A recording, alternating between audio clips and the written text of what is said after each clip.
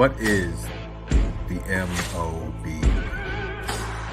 The myth of black buying power claims that A, black people misspend more than $1 trillion every year. B, that this lack of financial literacy prevents black people from closing the income and wealth gaps. And C, inhibits the development of political movements in favor of a sole focus on economics. The new book by Dr. Jared Ball, The Myth and Propaganda of Black Buying Power, challenges this myth by showing its origins, how it evolved, and is now maintained. I mix what I like. Hey, what's up, world? Welcome to another edition of I Mix What I Like Live. Again, I'm Jared Ball. Happy to be here today. Not so much playing host, or we could just say hosting a conversation with you all for at least a little while. Not so much a planned event, so to speak, but something that since I had a few minutes and a rare, quiet moment, I figured I would try to jump on in and do this. Please do get in the comments and chats, and at least for a little while, to the extent after I go through what I'm going to go through. If you all want to chop it up, we can definitely do that. I absolutely appreciate you all joining me. Please do like, subscribe, let somebody know you're here, or later on let somebody know that this happened.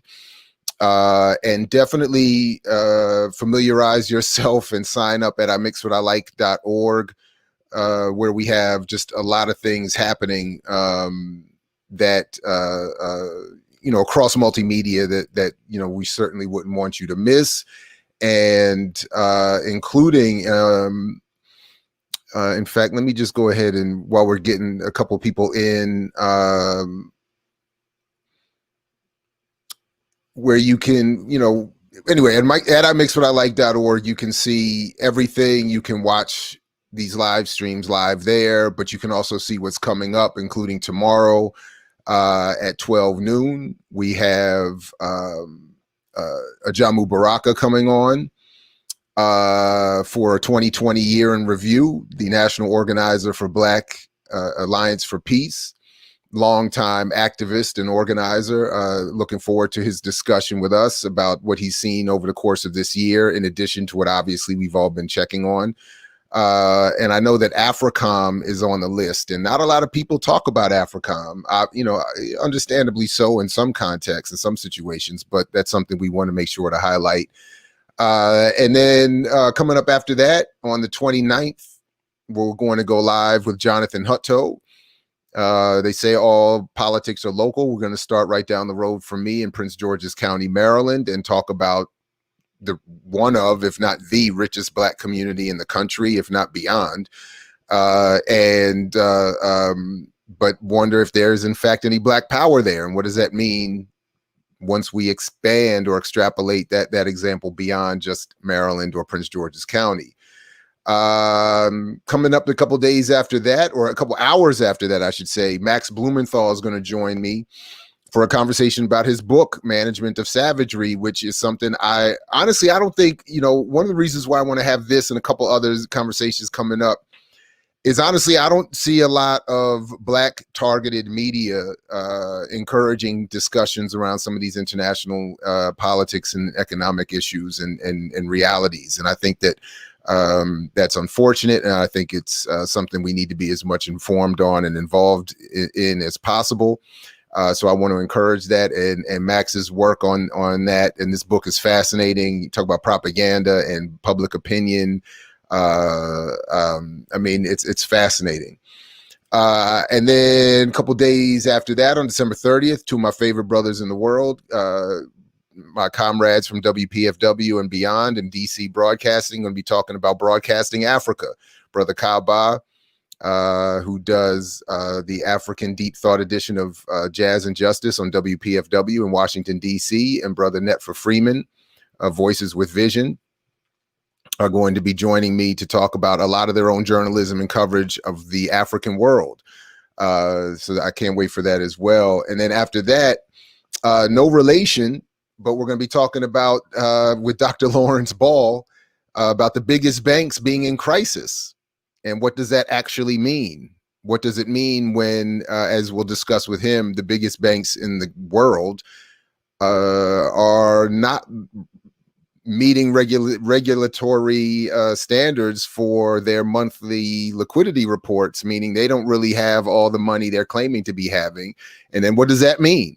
And what does that mean for us and everybody else? So we'll be talking with him about that. And then some of you may have seen this, but a couple months ago, I suggested that this guy and his colleague, Dr. Mark Blythe, had solved the solution issue, the practical details, or one particular, maybe offered a practical detailed response to what I suggest in The Myth of Black Buying Power. Could be a solution using gross domestic product, the redistribution of GDP. And in fact, somebody just before we went live sent me another piece where there is another Black collective talking about buying power. And when he raised the question about where they get their buying power numbers, they said this is the Black GDP.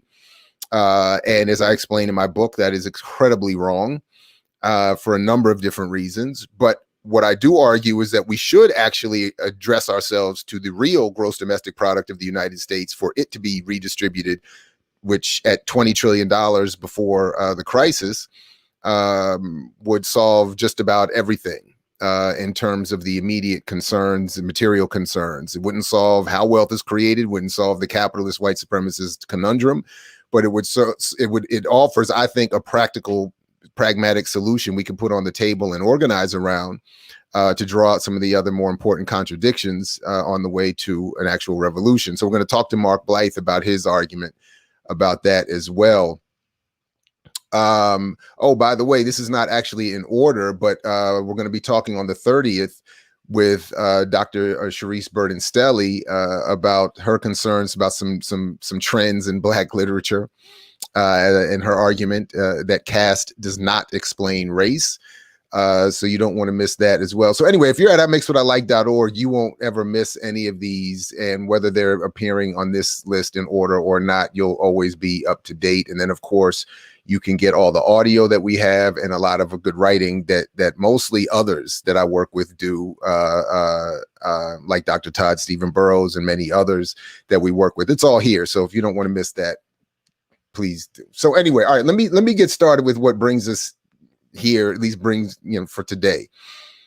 Again, as I talk about in the myth and propaganda of Black buying power, again, available freely in digital version at imixwhatilike.org. And in fact, before we get started, let me check something here, because if you come to imixwhatilike.org and just anywhere and just click the top here, it'll take you to the page to get your free digital download. And look, I know this is counted by, it's broken up into chapters, and you can download each chapter individually, or the entire book in one PDF, still for free. But I am a little bit amped that we're at 49,000 downloads so far. The mentions could be up, but that's, I think, pretty good.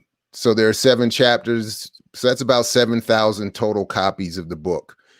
If you do it that way, or, I mean, I suppose it could even be more, right? Because if some of these are straight downloads of the whole book, I don't know. Anyway, we'll say that at minimum, it's about 7,000 copies of the book. That's I think pretty good.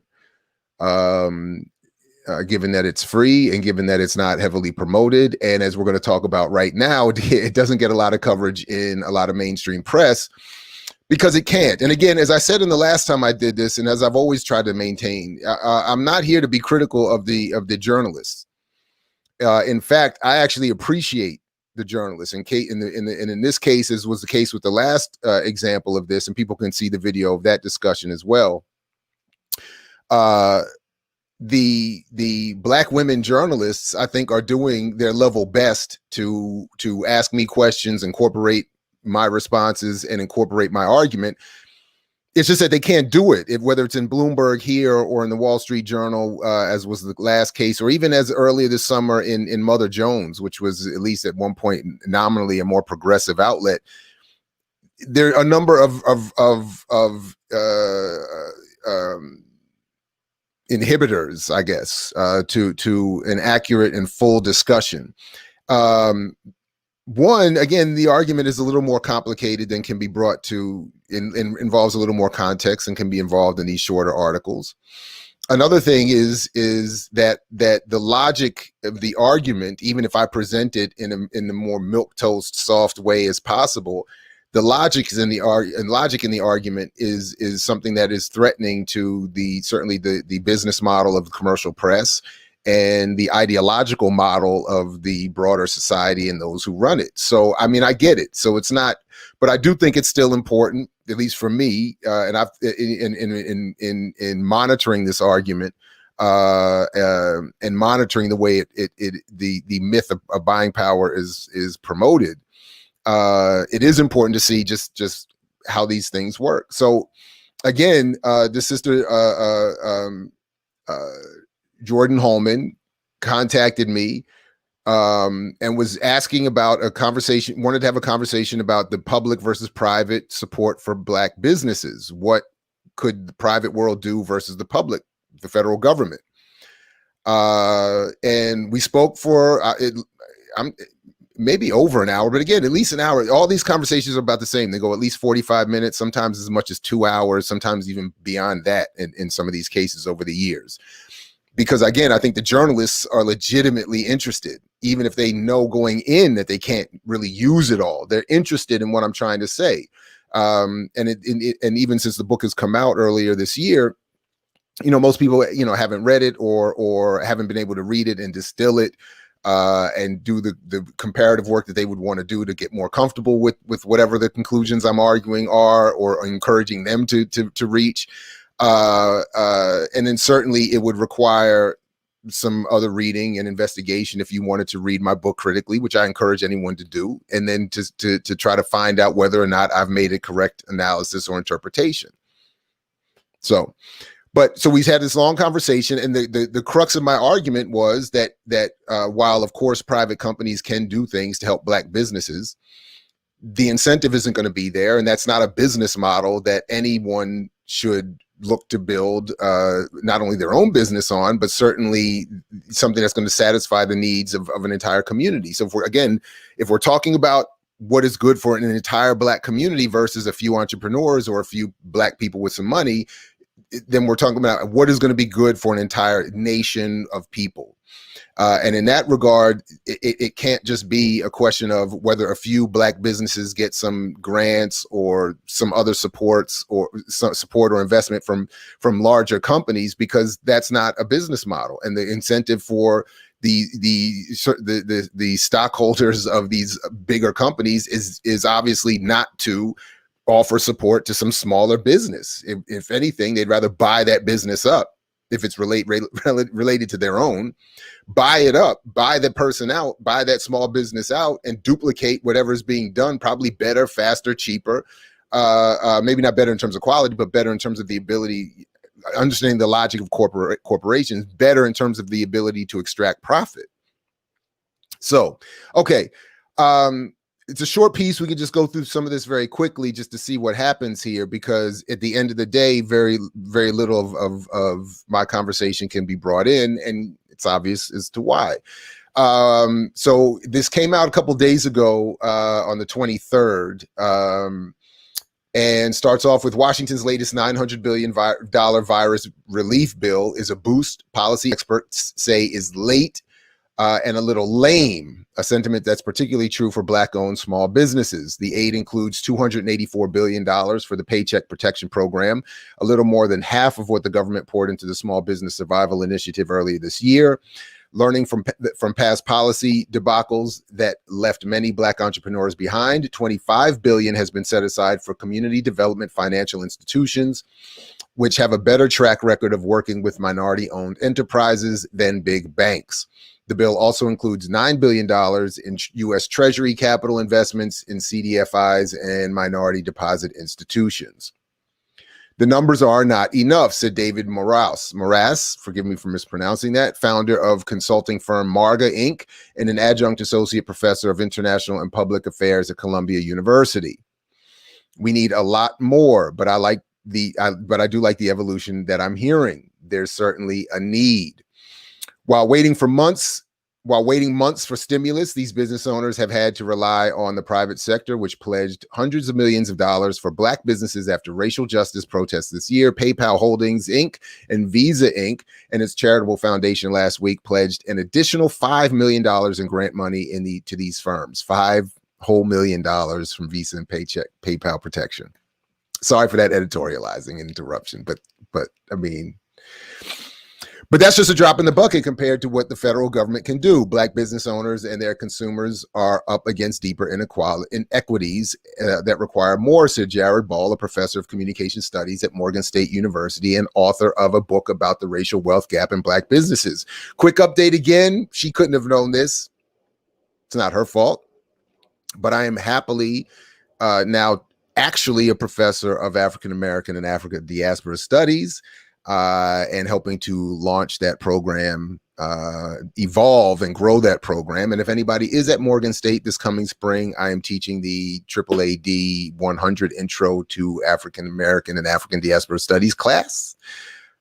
So go ahead and sign up for that. So I'm very, very happily in the College of Liberal Arts again and teaching specifically and officially, though not much differently than before, African American and African diaspora studies. So anyway, 58% of Black business owners have tapped into personal savings to stay operational, compared with 33% of business owners overall, according to a survey from Goldman Sachs.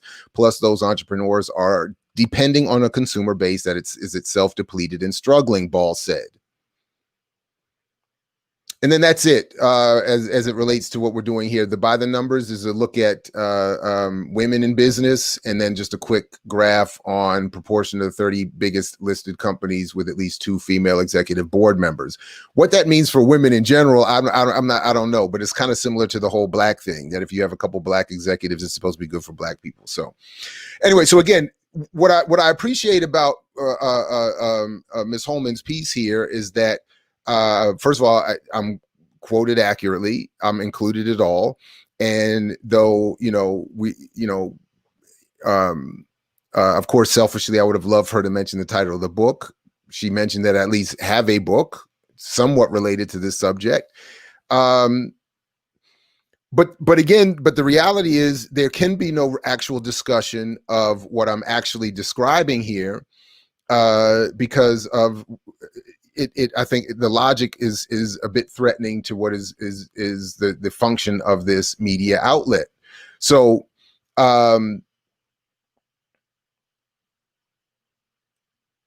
again, the discussion starts with what is not happening strong enough to support Black businesses. It includes a little bit of some of the numbers being thrown at the Black community, specifically, again, with the idea that it is through Black capitalism and Black entrepreneurialism and Black businesses that there can be actual material benefit to the entire community.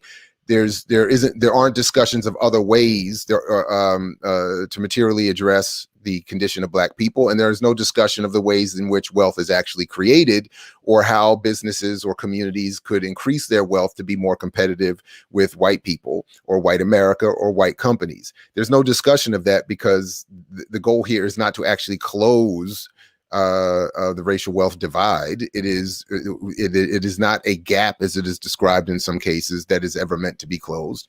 And certainly Black capitalism is not a way to do it. So that's that.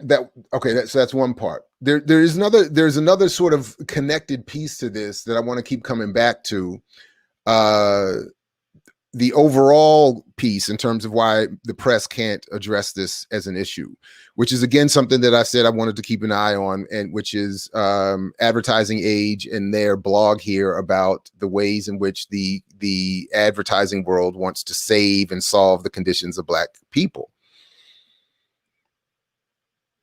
So if we scroll down to the most recent update on December 11th, Pepsi company's Mountain Dew is partnering with historically Black colleges and universities like Howard University in Hampton to launch a $1 million prize to support the next generation of Black entrepreneurs. The competition, called the Real Change Ideas Pitch Competition, aims to encourage students and alumni to go out and do, get it? Right, okay. To make their business dreams a reality. So again, what is roughly $500 billion in annual ad dollars spent in I believe just in this country, but it may be a global figure. I keep it's the top 200 companies spend well over 200 billion a year just in this country, if I'm not mistaken. But AdAge has all those numbers, and I cite them in my book as well. But the point is that is a number that these companies these media outlets rather want to attract. They want a portion of. So one way to do that, of course, is to encourage that. Supporting entrepreneurialism in Black businesses is a way to help and save and protect or whatever Black communities. It is not a threatening, it is not a redistributive policy. It is not something that challenges any of the logics of the corporations that own most of these media outlets, whether it's Bloomberg or Wall Street Journal or whether it is a commercial outlet that is targeting Black audiences but wants those ad dollars. And again, it doesn't require some smoke-filled conspiracy room theory type of operation for it to be for it to occur. It just requires that it be known that if you want ad dollars, if you want that ad revenue that is hundreds of billions of dollars, if you want any portion of that, this is the kind of output that you're going to be encouraged to promote. Now, just lastly, it came up earlier today, and I was looking into this, and I really appreciate on Facebook Geechee Yaw, who was looking at the same thing, and in terms of the Greenwood Bank of Killer Mike, the plan there. Which is again related to why the myth of Black buying power is in the concept or the argument in the book itself is hard to get discussion of, even in what are supposed to be some alternative outlets, but certainly in commercial outlets and certainly in Black commercial outlets. And again, this is not a diss of Killer Mike as a person. I'll leave that for another time or other people or other discussions about him as an individual. But as a plan, which is getting heavily promoted, again, sent to me on a regular basis, and I see it in the news a lot, is the Greenwood Bank plan. And this is, again, so where if you look through the press for coverage of Greenwood Bank, there's a lot of it. There's a lot of discussion of Greenwood Bank, in part because it is promoting the same kind of logic I'm critical of in the myth and propaganda of Black buying power, which is that Black capitalism and Black banking and Black buying power, all as sort of subsets of one another or incestuously linked with one another, are sort of the love child of the white supremacist capitalist political right in particular, but certainly even liberals, because the argument is we don't need revolution, we don't need redistribution, we just need to support Black entrepreneurs, and that is in that process will be helping Black communities and so on and so forth. So that logic gets promoted all the time, and I cover this in the book and talk about and show why why this happens and what happens to my own argument, and even when I'm involved in the interviews. So you look through this, and it's a slick website. It talks about helping Black communities, and of course one of their stated goals is investing in Black businesses and supporting Black entrepreneurs, and they've attracted tens of thousands of dollars in deposits already and several million in backing from their and they have FDIC protection, not from themselves. And this is what I want to show at the bottom here. Let me try to make it a little bit bigger. If you just look down here in the fine print, Greenwood is not a member of the Federal Deposit Insurance Corporation. Banking services will be provided by FDIC member banks, okay? Because it's not an actual FDIC member bank. It has a partner bank that is undisclosed. But if you go and look, and this is Geechee Y'all did this part and then made it, even when I saw it, he made it clear for me. So I appreciate that. But this is where I do think, particularly if anybody is friends with Killer Mike, I think that they need to rebrand this. And look, maybe another time, and maybe we'll do this around King's holiday next month. But the fact that Andrew Young is a partner in this is another political, ideological concern for some of us. The not one of the nominal heirs to Dr. King, who is the political antithesis of Dr. King, it's at least, I think, a tremendous cause for concern. But I'll address that in a separate specific piece around King next month, because King, as I often have somewhat joked, is the most known and least understood figure in human history, second maybe only to Jesus Christ himself. Anyway, but you come to this question, and I do think if people are connected to Killer Mike, they should ask him to check into this, because I think this is, and I'm happy if I've gotten any of this wrong. I'm saying I'm crediting Geechee Y'all for putting me in touch with this, but if I'm getting any of this wrong in my interpretation of it, I'm happy to be criticized. But when you ask if Greenwood is Black and Latinx owned, and then the answer is yes. Greenwood is the trading name for the relevant group, which is majority owned, managed, and operated by Blacks and Latinx people. Okay. When you look at Greenwood, I'm going to come back to that in a quick second, but when you look at Greenwood and when you look at the About Us, you see there's Andy Young. I do think, some of the language is important, particularly in the corporate world. They're very clear. Andy Young is a co-founder and board member, all right? Killer Mike is a co-founder. Ryan Glover, founder and chairman. Board and management team. Board member. President, chief technology officer, chief marketing officer, head of recruiting. So far, the Black and brown faces are management. They are the faces of the company. That is not necessarily ownership. That is not necessarily the decision makers. They are the managers. They are hired to work for the people in charge. So when you go to this, and then it says, when you're reading the news and it's saying that it does happen all the time. A lot of other, digital banks use another FDIC approved actual brick and mortar bank as their backing to ensure deposits and all of that.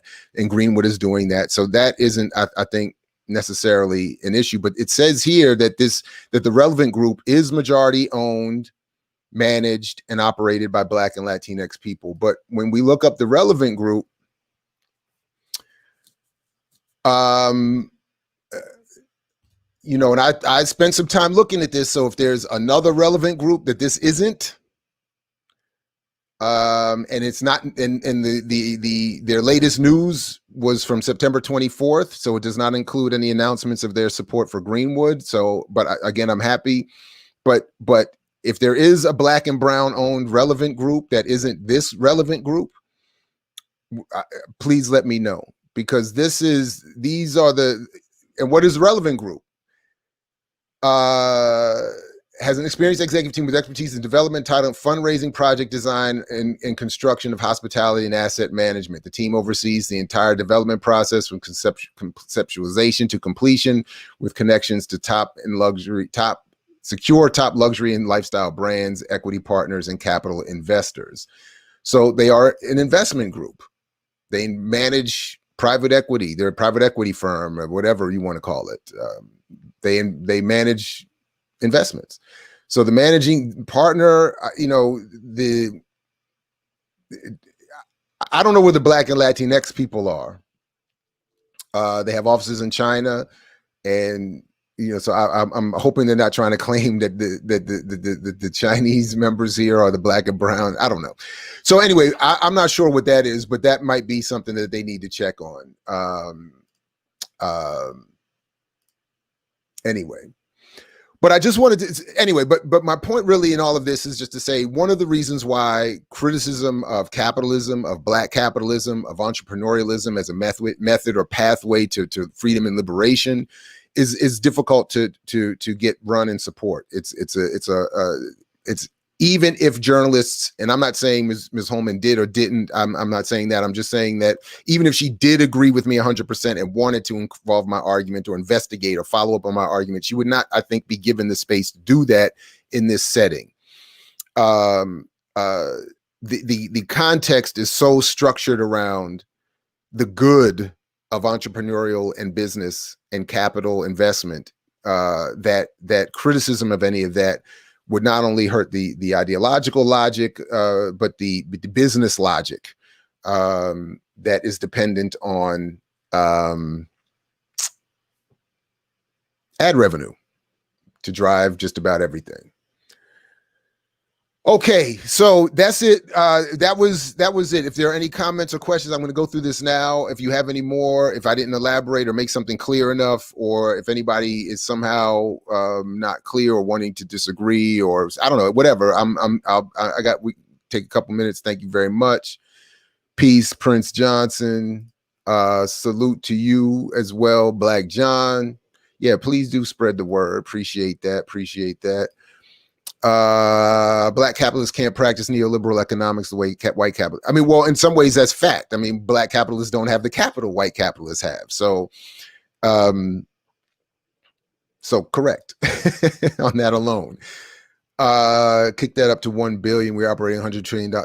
Well, I don't know about the $100 trillion economy, but certainly a gross domestic product of 20 trillion before the crisis is what is operated. So yeah, but that's what I'm saying. There's no business logic or incentive for people making money through business to support other businesses, either that are competitive, which you would want to crush, or which are supportive of your own business, in which case you would want to monopolize. So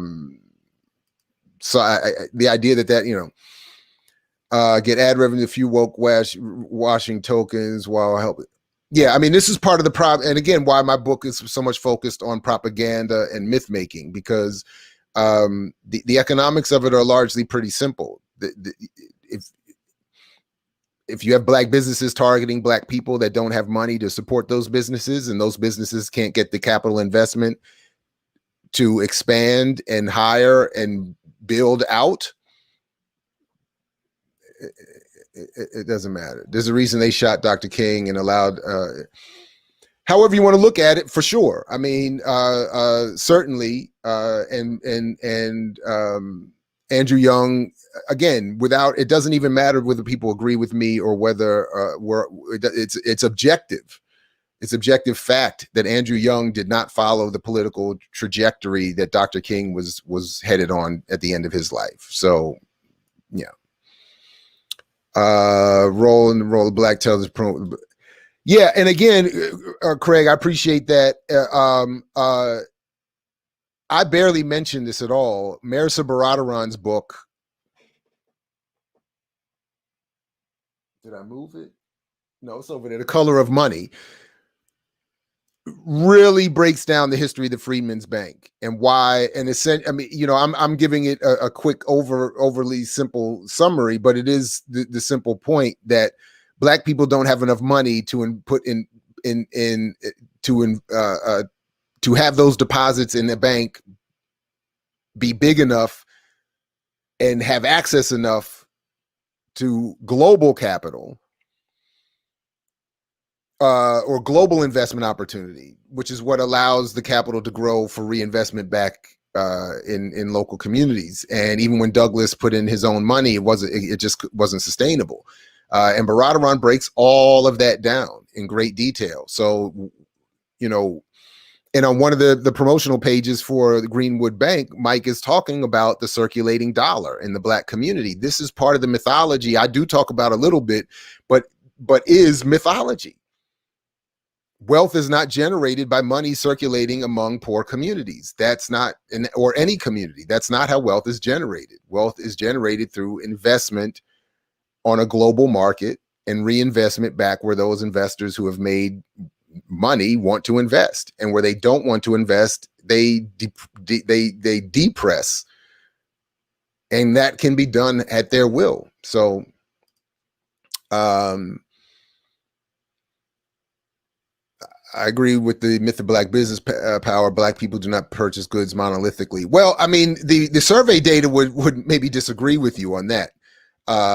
There is sort of a unity of not only brand loyalty among Black communities, which has a specific history that has been, looked at and studied, and I talk about a little bit in my book.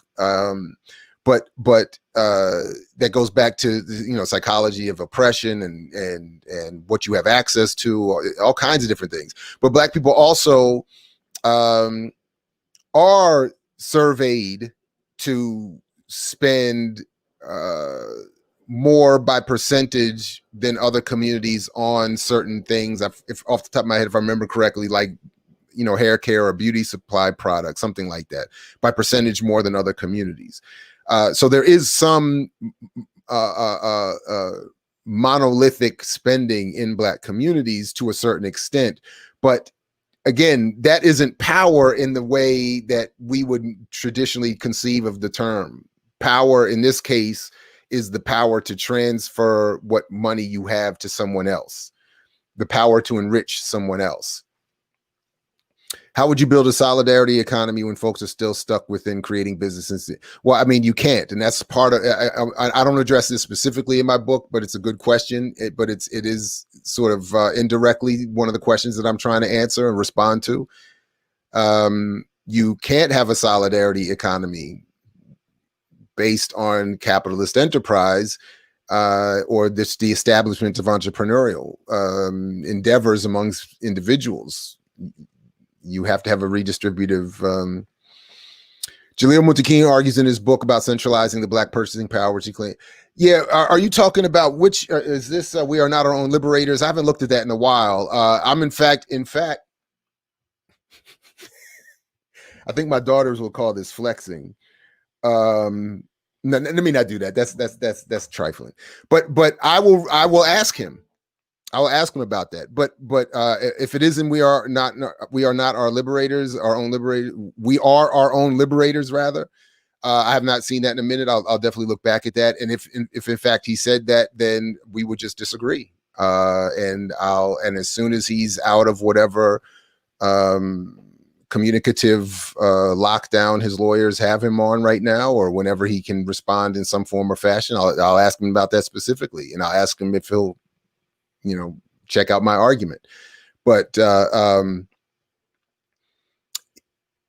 as right as he is about so many other things, this would just be one area. If in fact you got him quoted here correctly, that he would be misguided. Again, I love the nickname or the handle, but George Jackson is the only one I found in terms of Black, political, the luminaries who got this right.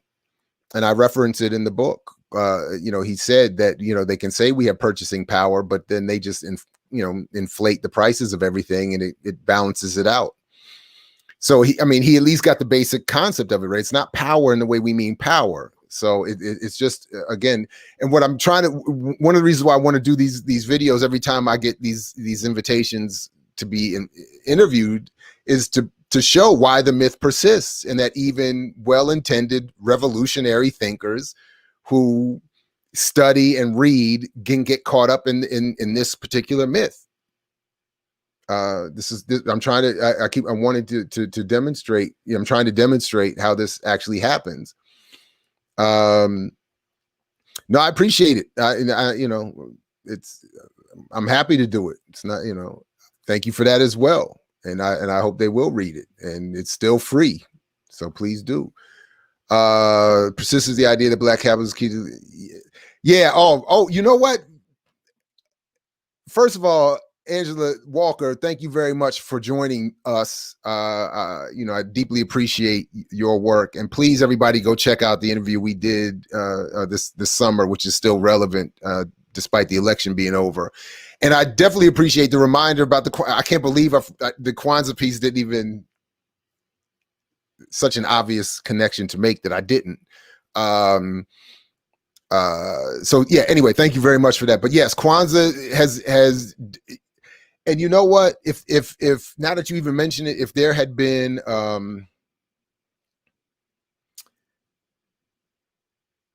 man, I should have had a whole special section just on Kwanzaa and the myth of buying power. Maybe I'll do maybe that's a really good point. Maybe I'll do something on that, because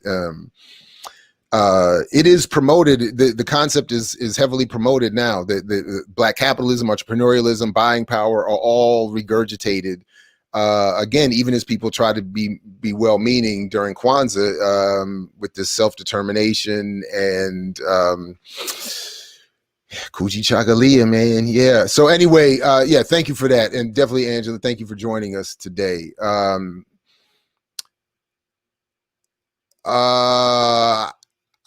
Honestly, I can't speak about what I don't put my political read on Maris or anyone else. I have been greatly appreciative of Marisa Baradaran's support of me and help with me and graciousness with me. But I don't know. We are not on the same page politically. In fact, I made a joke with her. So it's not behind her back. It's just a joke. I said the one thing that saved her that won't save me, aside from the strength of her work, I don't even, on some levels, I'm not even trying to compare the strengths of our work here, but because her work is much more thorough and expansive. But the one thing I said that would save her that won't save me is that she has a one line in her book that takes a shot at communism. And I said to her, I said, when I read it, I said, I was waiting for it. I was looking for the line in your book that was going to save you and keep you getting invited to spaces I'll never be invited to. Even as soft as I think the Buying Power book is politically, in terms of my argument, I don't make a strong, but it's too, I would just say it this way, it's not critical enough of communism and socialism. It's not critical at all of communism and socialism, while it is highly critical of capitalism. So anyway, so her one line in her book where she says something negative or disparaging, just a little shot. It's not a but just a little shot to let folks know, read her book and you don't have to feel threatened in the same way. So, but I don't know all I can say is she's good people and she's been supportive. So I hope she doesn't go in that direction, but she doesn't pretend. It hasn't started off from any revolutionary point of departures to begin with anyway. So what is not myth or propaganda is Dr. Amos Wilson's quote: "The Black community has run the longest, most successful boycott in history, the boycott against their own Black businesses." I don't agree with that line. I don't know if you've quoted that accurately, but if to the extent that you have, I don't agree with the line. Black people are not boycotting Black businesses. Black people don't have enough money to support Black businesses. Black businesses don't have enough access to investment capital to expand, to become big enough to support Black people. Look, we did this in the last video. We went through the article in the Wall Street Journal, and even immediately, even in that article came the problem that I've been raising for 10 years. That if you turn around and quickly try to support Black businesses, they were talking about a brother and his puzzle business.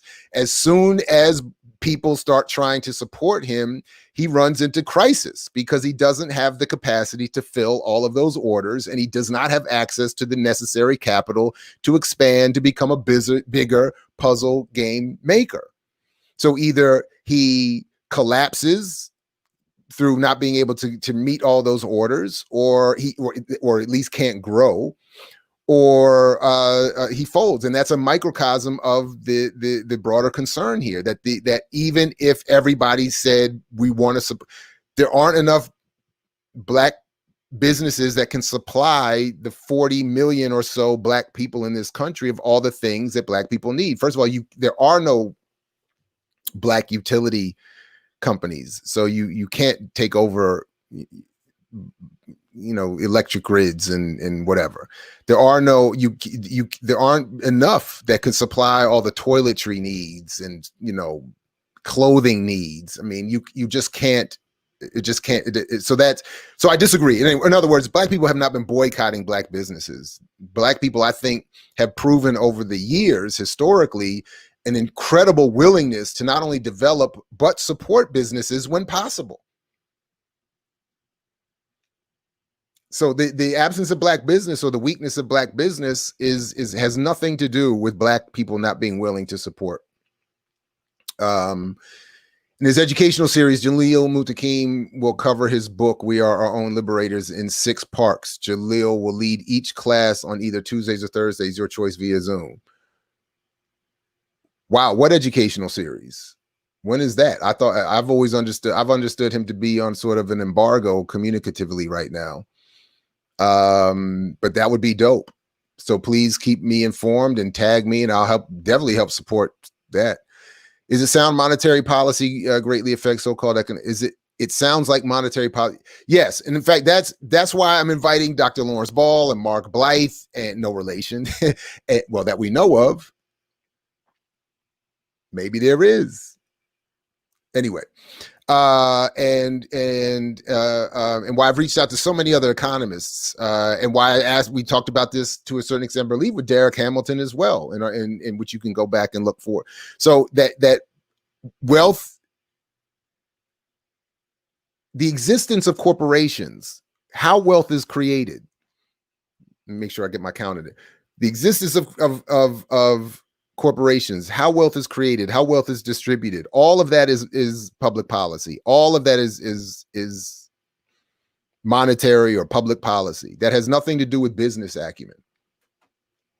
So the wealthy know that. That's why they keep redistributing all the wealth to themselves, and we're getting $300 checks, if that. Okay. Please do, and I'm looking forward. Please do read it, and I'm looking forward to what you think. Hearing what you think. Don't we have to start somewhere? Cuba, mutual aid networks, maroon societies, historical, all have some form of solidarity economies in place. Absolutely. Again, I'm not saying we shouldn't start somewhere. I'm not saying don't try to engage in solidaritist activities. What I'm saying is that I think what I'm saying is the data shows scientifically that will not close material gaps. That's all I'm saying. So the economic and material inequality that Black people suffer has nothing to do with the absence of Black businesses or bad financial literacy or behavior. So, and by the way, Cuba didn't start with, it is sort of the point I don't address in the book, but Cuba didn't start with mutual aid networks and solidarity economies. They started with a revolution. They started with an armed guerrilla insurgent revolution. That's how they started. How they've sustained since 1959 may involve some of these endeavors, but that's where they started. We're not starting with that. The same thing with the wealth in this country. White America didn't start with solidarity societies and mutual aid networks. You even reference maroon societies historically. Maroons didn't start with solidarity economies. They started with escapist and armed insurgent revolutionary activity. But again, that wasn't sustainable in and of itself. It's not like they sustained and crushed the European enslavement process. And in some ways they aided the process. In some cases, they made deals to keep it going. So, I mean, anyway, we keep skipping that part. White people didn't just set up mutual aid societies. They came here, conquered everybody, genocidally removed people, enslaved people, exploited white workers, crushed labor movements and unionization to this day. They developed propaganda networks officially, aggressively in the early 20th century, specifically to drum into our heads this idea that democracy and capitalism are the way to go. So, we can't keep saying, well, we should just do what others have done, and we can start somewhere without looking at what actually they did to get where they are, and then without raising the question of, is that really where we want to go? So anyway, but I'm not saying, That's all. I'm just saying these are not solutions. That's all. Why not call which a lie? Buying power? I don't know. That's a good question. I don't know. I believe there's a whole film about how we should use our trillions of dollars. That was actually the film that was sent to me. But as the brother said, when he asked them, how do you reach this $1 trillion number? They said it's our GDP. And then they moved on from the question. So what I'm trying to say, and as I think I do a good job of in my book, the $1 trillion doesn't exist. So if there is no good argument about how to use something that isn't real, that's what happened to Carol's daughter, natural hairline from the early 2000s. She was bought out by a bigger beauty company, Estee Lauder, I think. I mean, that's it. Oh, wow. Another big heavy hitter is here. Errol Henderson. Thank you for showing up, brother. Good to see you. Are you suggesting that challenging capitalism is limiting for folks' scholarly work? Major Marxist scholars at almost every major university, including Ivy League Marxism, is the house radicalism. On the one hand, yes, I am saying that challenging capitalism is limiting for folks' scholarly work. I witnessed it happen to me specifically. And having major Marxist scholars at every major university, first of all, Brother Henderson, I don't know how accurate that claim still is. And I don't think that should suggest that Marxist ideology is welcomed at those universities. I certainly don't think it is the dominant method. And I just saw actually Professor Richard Wolff make this argument not long ago that this claim is in fact false, and that there are no economic units, certainly that there are no economic departments in the country that teach Marxism. So I don't know if I agree with that, but I'm also not making the argument in defense of Marxism. I'm making the argument that a critique of capitalism is not welcomed in commercial media and commercial presses. So I'm not even talking about the university. We could make that argument separately, and I would certainly make the same claim there as well. I hope you're not suggesting that Marxism is welcomed. And I hope you're not suggesting that criticism of Black capitalism or capitalism is welcomed in universities.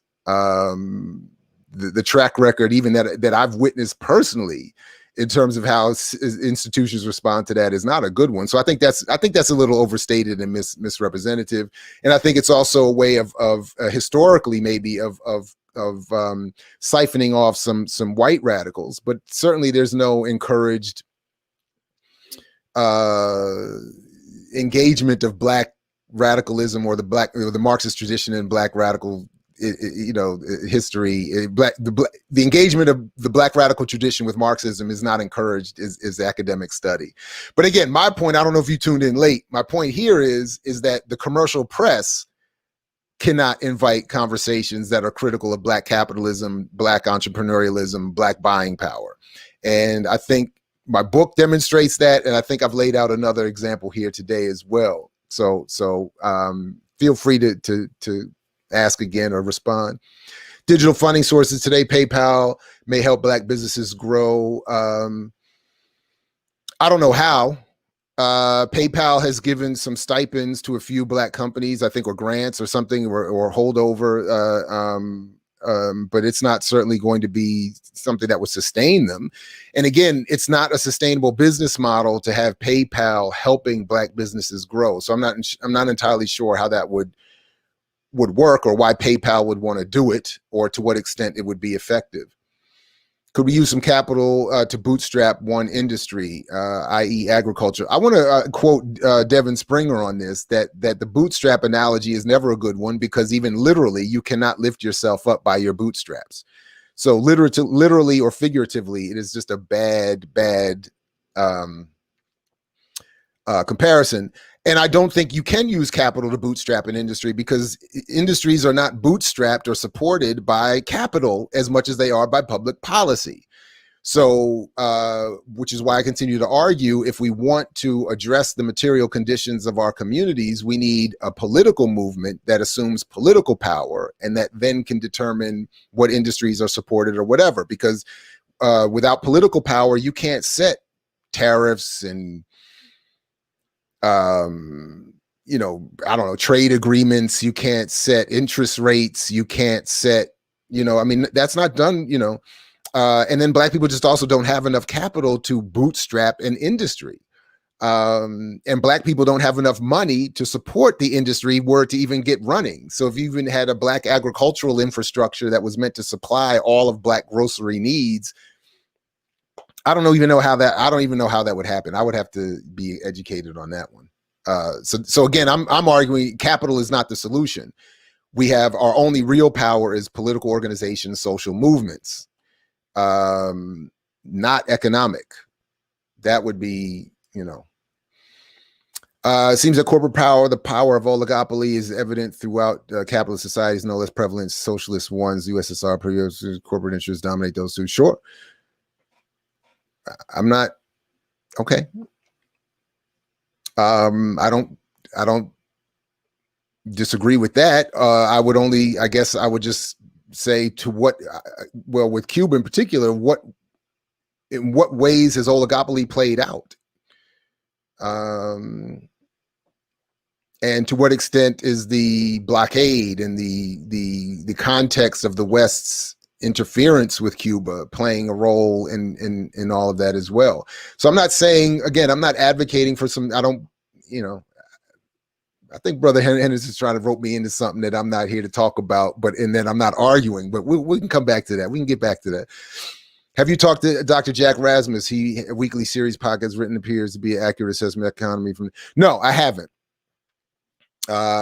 He's not in my rotation. I can check him out, but he's not in my rotation of economists.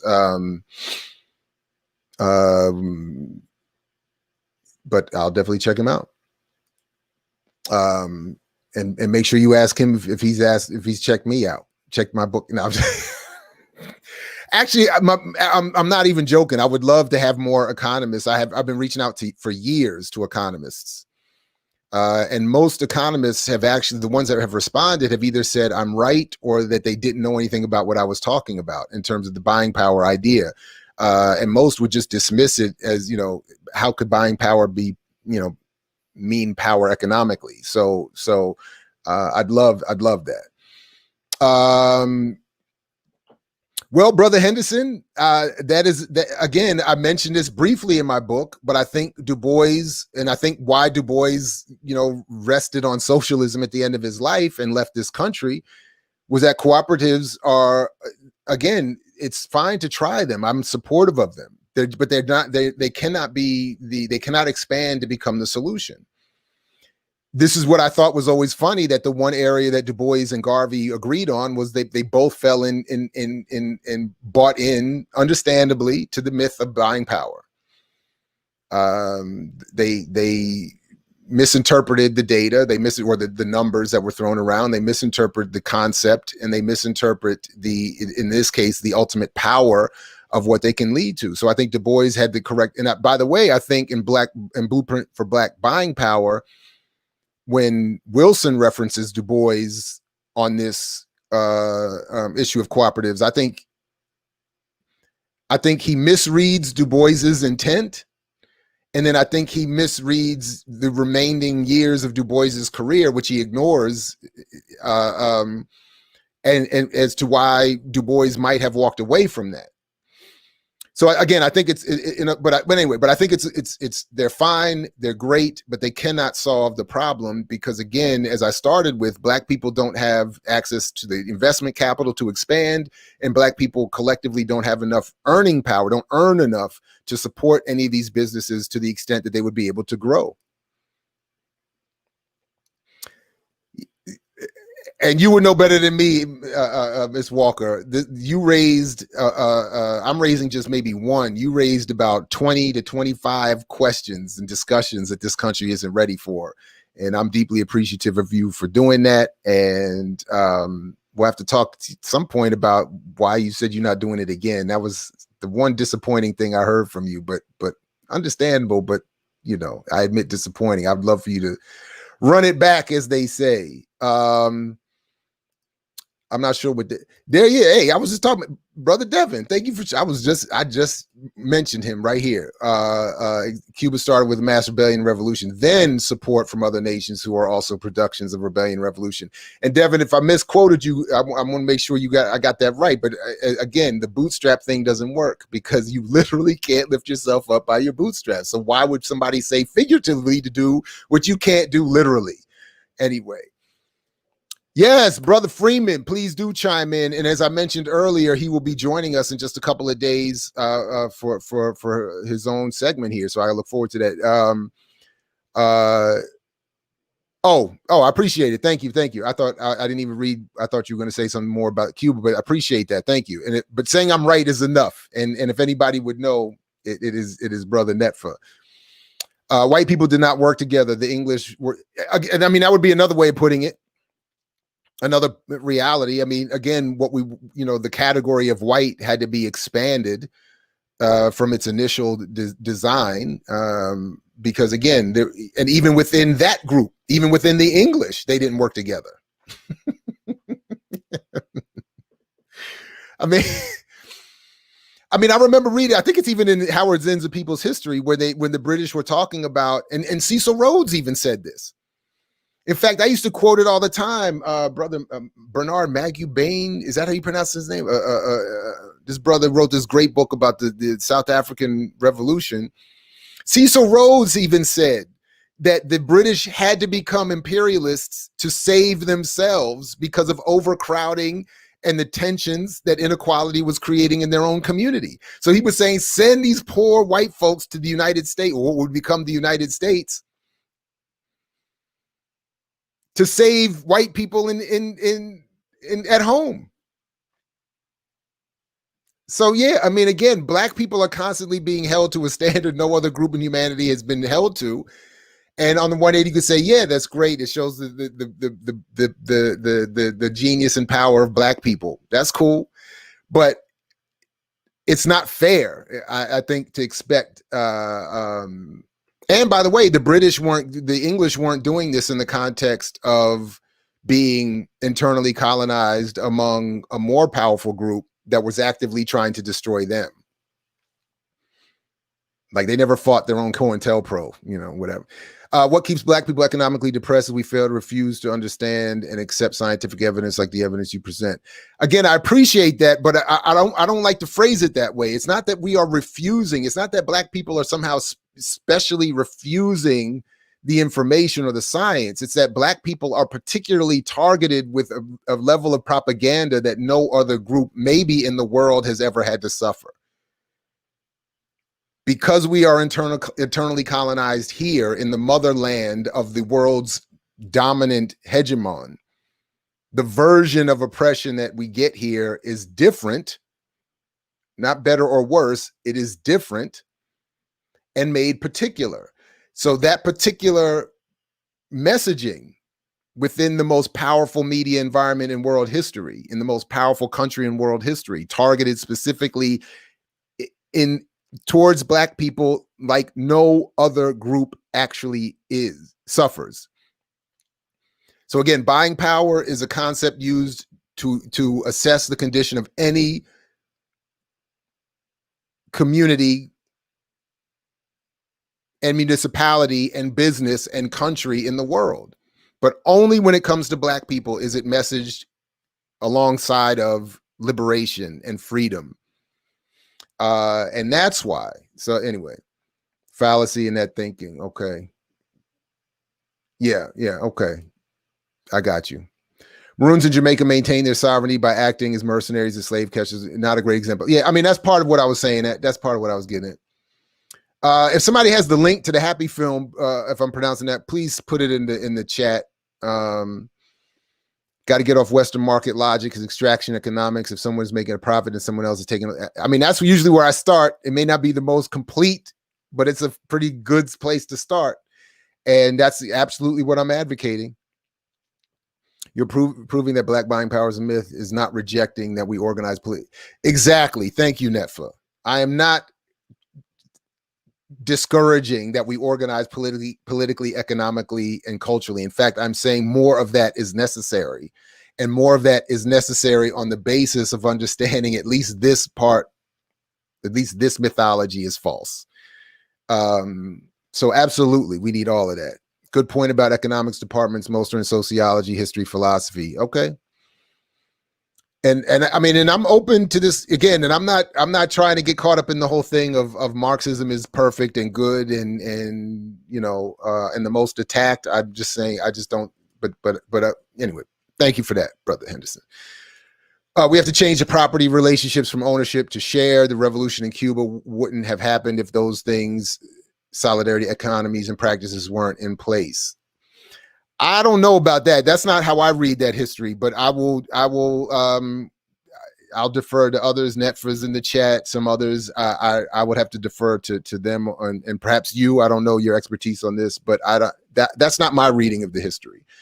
But okay, you know, fair enough. In fact, my understanding was that the revolution took place because there was an inability to develop shared economies with a dictator and his mob and capitalist buddies from the States extracting everything. So I don't okay. Just did a show on Marx and black folks. Please put the link in the chat or put, you know, so we can share it. I'd like to check that out. Certainly we've been dealing with this at imixwhatilike.org for a long time. I know I'm not putting this on Jason at all, but I know some have who are new to seeing me here think that this is my beginnings. And that's caused a little bit of confusion once or twice, but please do check out imixwhatilike.org for a lot of stuff on that. But Brother Miles, please put that in there. I'd love to check it out. Part of the reason the myth persists is that economics is treated in the public as a science, i.e. physics, when it isn't. That's an interesting argument. That's an interesting, sure.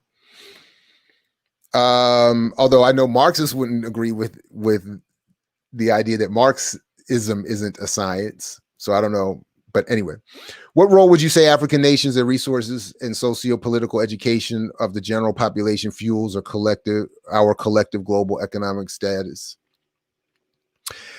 If I understand the question, I think there is a relationship between African sovereignty or the lack thereof and the general status globally of African people, which is why I have always supported those revolutionary movements and organizations that have argued that the Black liberation struggle here is intimately connected to the struggle on the continent, and that without a free and united Africa, Black people nowhere will be free. So from Garvey to Kwame Ture and everyone in between, and post, since, and after, whatever. Post, since, and post, pre, since, and that, whatever. All of it. I would agree with, I agree with that. Which is one reason why I think there's so much. And when we talk to Ajamu Baraka tomorrow, we can ask him about that as well, because I think that is certainly one reason why AFRICOM exists and why the continent of Africa is constantly being destabilized, so that Black populations around the world will be weakened, including our own here. Do you feel that the promoters of Black capitalist myth are a bit insidious in their targets? It seems that they focus more on Black folks in general rather than redistributive policy.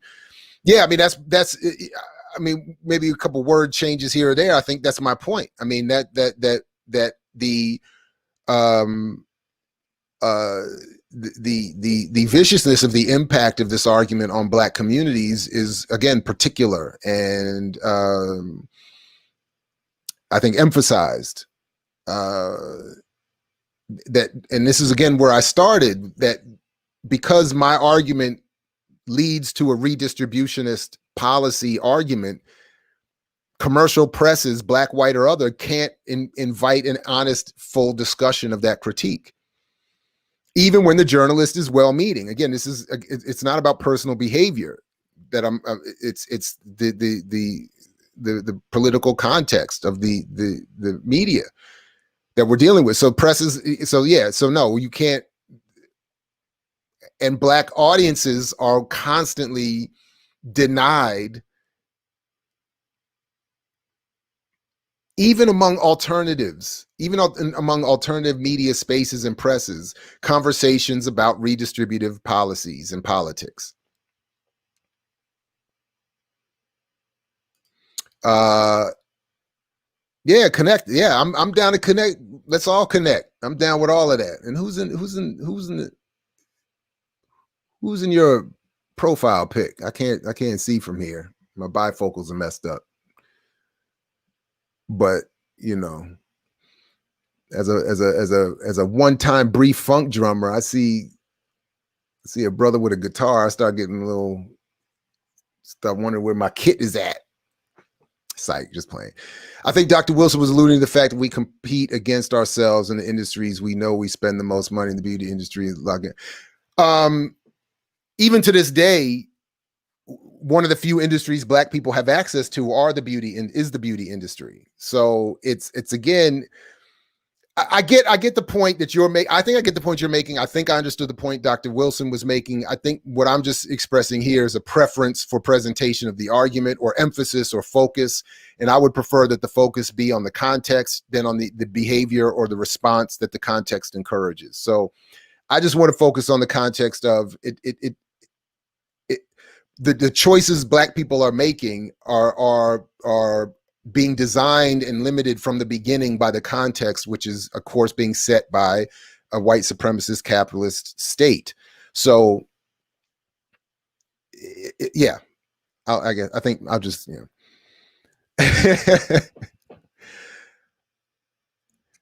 No, I appreciate brother Henderson, man. I look, Errol Henderson. Look, people, if any of you are not already aware, Errol Henderson is a giant of an intellect and someone I've been happily engaged in backs and forths with and discussion with for years.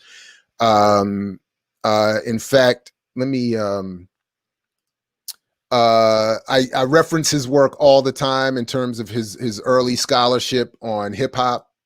Because he was one of what I would consider to be a group of hip hop scholars or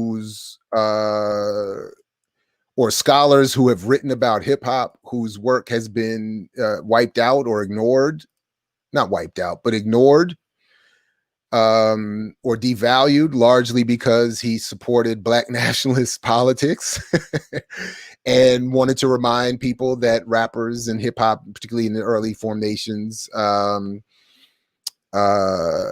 engaged in Black nationalist politics, and to this day still do, if not, crushed by an industry. And of course, he is also author of, most recently, of a book I'm still working my way through, The Revolution Will Not Be Theorized, Cultural Revolution in the Black Power Era. And so I'm sure at some point we'll just schedule his visit here to talk about it. And then I will ask him live what I asked him privately when I whined to him about why he made reference to another book critical of Manning Marable's book, but didn't reference ours. Yeah, as I talked about with Keto Swan, I admit to that degree of pettiness when I see people, especially I know when their work comes out, I want to see if they mention me. I'm guilty of that. So anyway, but it's all good. But the book is important, and the more, as soon as I get back to it and read more of it, I happily schedule Brother Henderson. We'll chop it up about that book. So. Can I put my head back in the sand and go back to sleep? Being Black in this country and relatively conscious has kept me in a rage almost all the time. I just don't know how to be anymore. I hear you. All I can say is anger is an underrated emotion. We're constantly being told not to be angry and rageful. All I would say is it can be channeled into positive use. But I hear you. I enjoy these live streams and I have fun having these conversations, and I'm smiling a lot when I do it, but I feel you.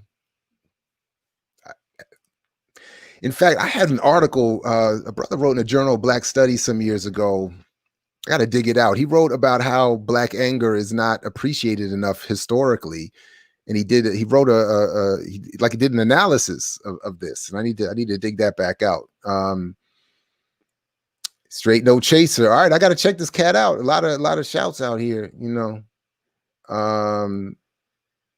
Let's see, a couple more. West African nations could play a role in correcting financial wealth crisis in Black America, but again, I mean, yes, I would love for there to be more Pan-African willingness, but to what extent do these West African nations have that kind of control if they wanted to? Do they have the control over their economies?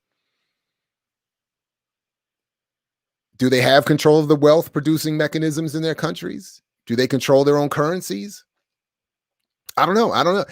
I mean, look, it's been 20 some odd years now, or no, it's been just shy of 20 years, almost exactly, when I had a chance to go to Zimbabwe. We had a journalist conference with Robert Mugabe. And then afterwards, we're walking out. And I asked off the record one of his cabinet members, I said, why aren't you getting the farms from the big white farm owners? I had just read how the Oppenheimer family had a plot of land in Zimbabwe the size of the state of Maryland. So I was saying, why don't you go after them? And he was taller than me. And he just looked down at me like an old grandfather might. He was looking over his glasses. He was looking like this. He was looking like this. And he said, and this is exactly what he said. He said, because they would whisper the demise of our economy. So I don't know that, Fatima, I don't know that they could if they wanted to. So the only way for our business enterprises of any industry in a capitalist system to not compete is to become one large cooperative. That is socialist projects within the capitalist colony. Exactly. So maybe that would, you know what, maybe look, if I'll review this, I may use this as notes, but maybe I need to add two new chapters to a revised edition, one specific to the impact of Kwanzaa on the myth, and one about cooperatives. That is to say, just what, to expand on the point that Netfa is making here. That maybe the push should be just as someone else pointed out a minute ago, all the Black businesses that are in the beauty supply world should look to unite and form a big cooperative. All the Black businesses that are into clothing or whatever else, it's usually healthcare services related, all of those, the home care operations and all of that, maybe they should just start uniting instead of competing with one another. I don't know. Political shift is way revolutionary national struggles contribute to the popular individuals' undertones. Absolutely. I mean, absolutely. Anything that moves us away from revolutionary politics will lead us right back to Black capitalist, entrepreneurial, buying power derived. Yeah. So absolutely. That's a problem. They don't have, that's exactly right. And thanks for the shout out. As you read my book, you'll see my point was critique Marable's dismissing Malcolm's thesis of cultural revolution. I cited my specific critique, not a book of critiques. I hear. Okay. All right. Like I said, I admit to a certain degree of pettiness here, Brother Henderson. I don't have a problem with that. And absolutely, anyway, you're absolutely right. And absolutely agreed again. I'm all about, again, please don't misunderstand my argument. I'm not saying Angela is, but anyone, I'm not, because it does happen often. I'm not saying cooperatives are bad. I'm just simply saying they cannot solve the problem. That's not, but it's also not, it's funny that, and again, I'm not saying Angela, anyone here is doing this, but this happens all the time too. This comes up as one of the first rounds of responses to my argument after a critique of Black businesses. And I get it, and I'm fine with it, but let that become more of the emphasis and focus of more of us than Black entrepreneurialism. So if I would accept at least that, if I'm making sense here. In other words, I don't want, again, I definitely don't think Angela's doing this or anyone here is doing this, but I don't want it to ever become part of what it feels like has become fashionable in my individual discussions and debates about buying power, is that cooperatives are usually just thrown out by people after they feel I've done enough to argue down Black businesses as a solution, but they're not actually advocating cooperatives or building cooperatives. So yes, I think we should be doing, and I'm going to maybe start to shift my response to some of this going forward to say, stop doing just businesses and find out ways that your contribution to the entrepreneurialism of Black America would be a development of cooperatives. I like that. I like that. Another for Jack Rasmus. Okay, I'm gonna check him out. It's very kind he made those comments about my work. Appreciate it. Hey man, I'm just being real, Brother Henderson. I'm being real. Even I mean, the reality is, I mean, anyway, the reality is your work is great. You know, what can I say? The economy of Zimbabwe has been destroyed by hyperinflation because they kicked them out 2 months ago. They have them back, gave them back the farm. Yeah, I think it's a little more complicated than that too. But I think to the point that I think is right is this autonomy and sovereignty in African nations is not real. Yeah, Karenga was criticized for not having a class analysis, so that would be, you know, right, be consistent there. So when are we going to have the hate awards wrapping? Man, I don't know, man. We are trying to get around to another hate awards. Dr. Hate is a family man now. What can I say? It's hard to get these schedules together. But and you know, the other thing is he's not the aggressive on camera person that even I am, or Dr. Todd Stephen Burrows is, our other partner in crime for that. So it's hard to get, and we can't do it without Dr. Can't have the hate awards without Dr. Hate. But Dr. Hate just happens to be, I mean, honestly, he's just a hardworking brother, family man, and he's more interested in winning than talking about winning on YouTube. So I got to give him credit for that. United Business Cooperatives could easily be slippery slope towards conglomerates, monopolies. Sure, for sure. Where they are now, Dr. Amos will yield some sad examples of failure of Black capital people he uses as examples. Ouch. Where are they now from Dr. Amos will yield some sad examples. Oh, I see what you're saying. Yeah. Hey, I know we need to hate. I'm with you on that. I'm gonna make sure he sees this to try to motivate him to. But it really is that. I mean, the brother is I mean, he's you know the people the most quiet or the most deadly.